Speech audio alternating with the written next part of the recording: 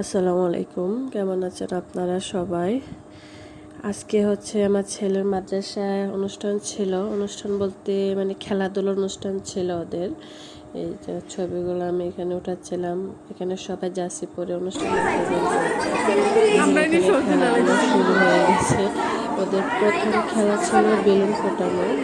Balloon ফোটানো বলতে মানে পায়ে বেলুনগুলো বেঁধে দেওয়া হয়েছিল, মানে যে যারটা ফোটাতে পারে, যারটা লাস্ট পর্যায়ে থাকে সে উইনার হবে, এরকম ছিল খেলাটা।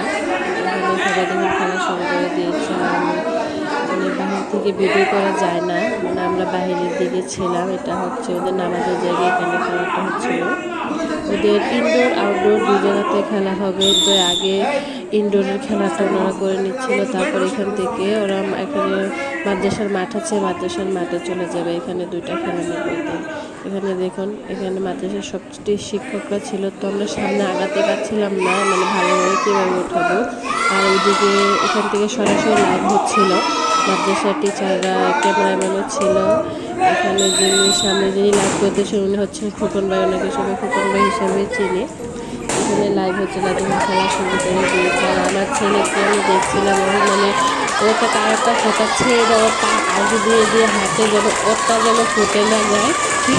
আসলে ও খেলাটা মানে বুঝতেই পারে না, মানে খেলাটায় কী হবে। ও মানে আলাদা আলাদা ছিল। আপনারা সবাই তো আমার ছেলেকে ছিলেন, দেখতেই পাচ্ছেন, মানে ও পা আগে দিয়ে দিয়ে হাঁটছিল যেন ওরটা ফুটে না যায়। লাস্ট পর্যায়ে ওটা ছিল না, লাস্ট পর্যায়ে ওটা ছিল না, ওটা ফেটে গিয়েছিল।